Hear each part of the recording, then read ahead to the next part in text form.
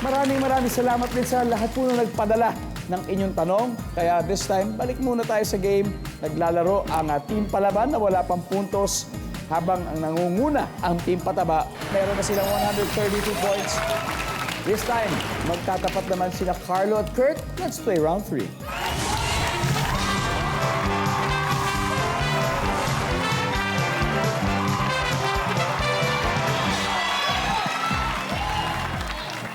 Top 7 answers are on the board. Masasabing palpak ang mandurukot kung ang madudukot niya sa bag ng kanyang biktima ay blank. Carlo. Napkin. Napkin. Good answer! Good answer! Anong napkin? Yung ginagamit ng mga babae na napkin. Sanitary napkin. Okay, nandyan ba ang sanitary napkin? Wala! Paring Kurt, masasabing palpak yung mandurukot kung ang madudukot niya sa bag ng biktima ay ano? Panyo. Panyo. Baka nandun ang panyo. Services? Top answer, pare. Pass or play? Play. Let's go, Kurt. Vix, na ating live seller, masasabing palpak ang mandurukot kung ang madudukot niya sa bag ng biktima ay ano? Ballpen. Ballpen. Survey says? Yes! Dilim? Ano kaya pwede? Paano masasabing palpak yung mandurukot pag ano yung napulot dun sa bag? Wallet na walang laman. Wallet na walang laman, walang pera. Oo nga, survey says. Kevin, masasabing palpak ang mandurukot kung ang madudukot niya sa bag ng kanyang biktima ay blank. Candy. Candy. Pwede. Sukihan. Kuya Dong. Nandiyan ba ang candy? Wala. Kurt, alam mo to, Kurt. Alam mo to. Ano kaya? Pencil case. Pencil case? Buong Ano wallet. magdadala ng pencil case?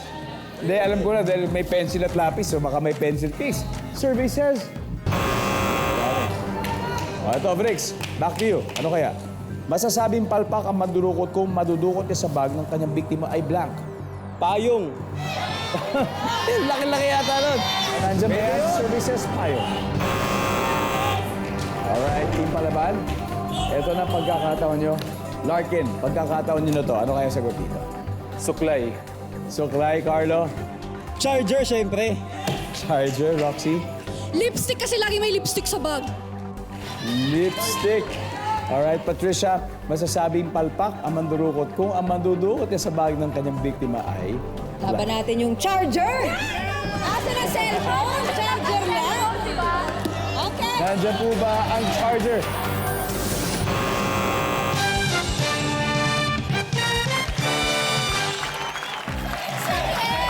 Ano kaya ito? Okay, tingnan mo na number 4. Tama si Roxy. Number 7. Number 6. Notebook. At syempre, finally, number 2. Barya lang ang nakuha. After 3 rounds, ito ang update sa scores. Team Palaban, wala pa rin talagang puntos. Habang ang Team Pataba may 204 points. Sino kaya ang siswertehin sa triple points round? Alamin sa ating pagbabalik dito lang po sa Family Feud.